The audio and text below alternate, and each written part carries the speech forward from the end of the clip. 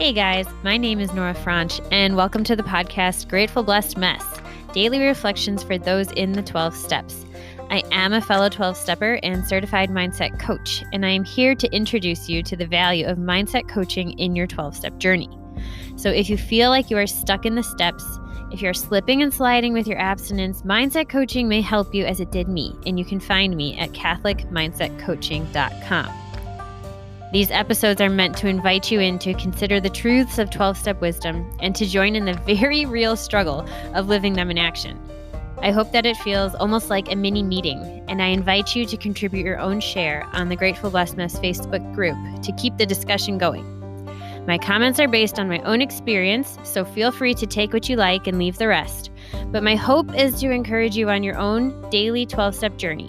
As they say, you cannot stay clean on yesterday's shower. So without further ado, let's begin.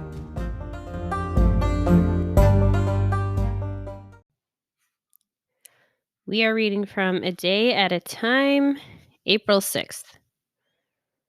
What do we say to a person who has slipped or one who calls for help? We can carry the message if they're willing to listen. We can share our experience, strength, and hope. Perhaps the most important thing we can do, however, is to tell the person that we love him or her, that we're truly happy he or she is back, and that we want to help all we can. And we must mean it.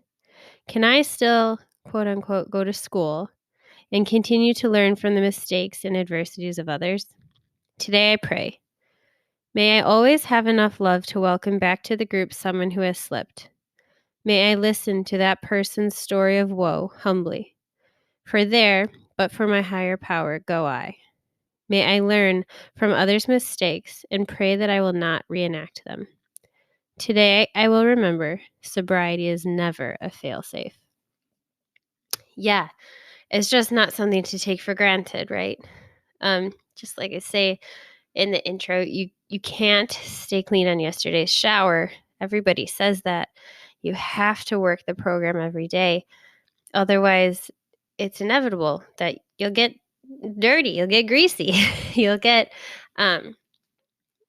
more and more lax. It's like that frog people talk about in the pot of water. The temperature changes so gradually that you don't even know you're boiling until it's too late, right? Not that it's ever too late, but until like something serious happens in program. So they talk about, can I still go to school? And there's a lot there. Willingness obviously is necessary, but to be willing to be always learning, to be willing to not know everything, to be willing to let others teach you no matter where you're at, to never have it all figured out, to know that even what works for you might not work for someone else. To always be learning from people ahead of you, from people behind you, from people along with you. That's the beauty of fellowship. And in a way, it's like our little, 12-step family. And you often hear the family referred to as the school of love, because it is there that you are especially challenged in a hopeful way to love and accept people as they are, but also, to challenge them to be great. And that is really loving someone to accept them wherever they're at. So it says up here that we want to, for the person who has slipped, how can we behave? How can we act? We can carry the message if they're willing to listen. Fine. Lots of times they're not willing to listen, or they're in too much shame to really put themselves out there. But we can share our experience, strength, and hope. And often that's just in our own example. And then the most important thing we can do is tell the person that we love them. Because if they're in relapse, chances are they're having a very hard time loving themselves. And it almost, I remember, it really took me off guard. I have a vivid memory coming to me right now.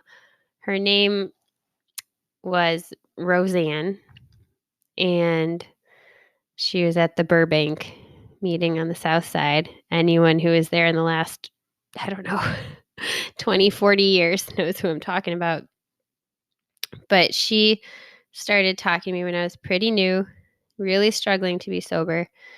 And I just started bawling.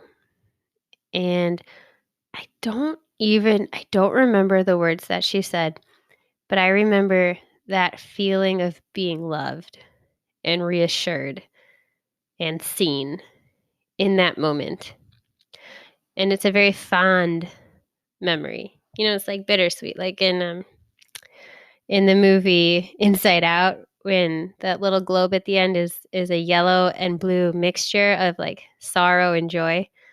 That's how I recall this memory.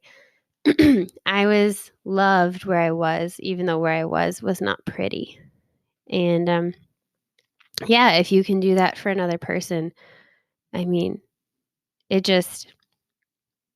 means the world, and it probably is an experience they haven't had very much or ever. And it's also probably the best way that you can live your 12th step. And it gives people the freedom, the permission, and the inspiration to keep coming back too, if they know that even if they can't love themselves, they can come back to program and be around people who will love them and will teach them how to love themselves. So if that's you, keep coming back. We're glad you're here. Keep your butt in the chair. And we will love you until you learn to love yourself.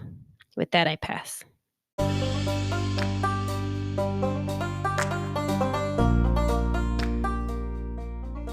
Thank you so much for listening to today's episode.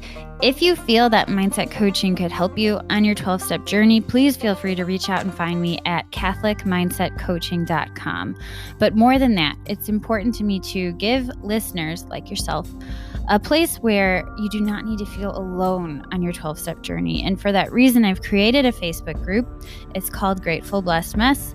And it's a place where listeners can go to add their own commentary on the share for the day, in addition to my own, and for us just to have a conversation or start a back and forth where people can find support in their 12-step journey. This is not a replacement for 12-step work. This is something outside of the 12 steps. It is simply something that has a heart for the 12 steps and those who are in it. And so, welcome. If you are here, chances are you may also be a bit of a mess. And I hope that you can learn to find some gratitude in the blessings that have come from your messes.